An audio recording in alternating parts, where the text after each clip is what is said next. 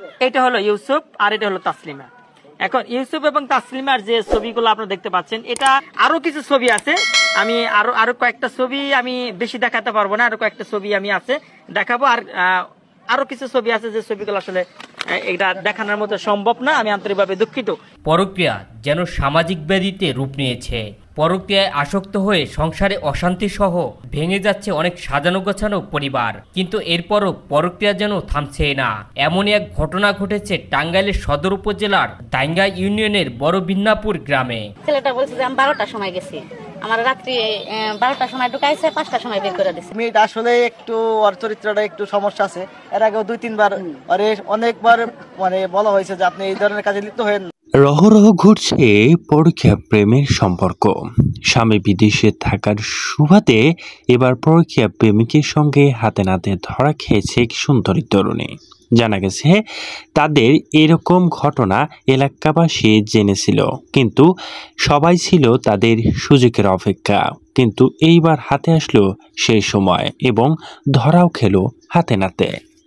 এই গেটের সামনে দেখি ওই ছেলেটা এত রাত্রে আমাদের এলাকায়, ইউসুফ নামের ওই ছেলেটা এত রাত্রে আমাদের এলাকায় একজন লোক পরে দাঁড়া করে জিজ্ঞাসা করছি তুমি এখানে কি করো। পরে বলে যে আমি আমার বন্ধুর বাসায় গেছিলাম।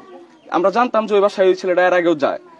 তখন আমরা ওই ছেলেটা জিজ্ঞাসা করার সাথে সাথে পিছন থেকে মেয়েটা দৌড় দিয়ে, আর মেয়েটা যে পিছনে ছিল আমরা এটা খেয়াল করি নাই, মেয়েটা দৌড় দিয়ে আর বাসার রাস্তায় বের করে দিতেছিল, দৌড় দিয়ে ভিতরে ঢুকে দরজা লক করছে।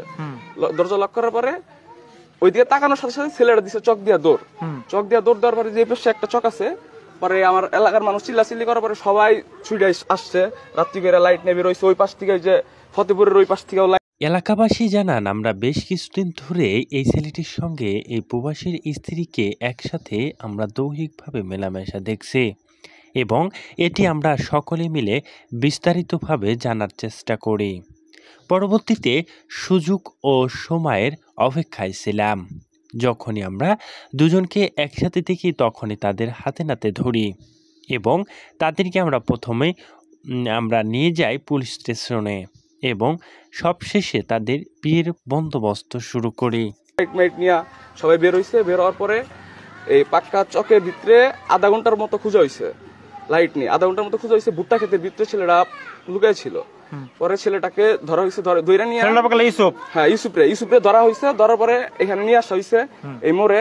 আনার পরে ওই ছেলে মনে করেন যে সবকিছু স্বীকার করছে সবার সামনে যে হ্যাঁ আমি ওই মেয়ের বাসায় গেছি, মেয়ের সাথে আমার অনেক 1-1.5 বছরের সম্পর্ক।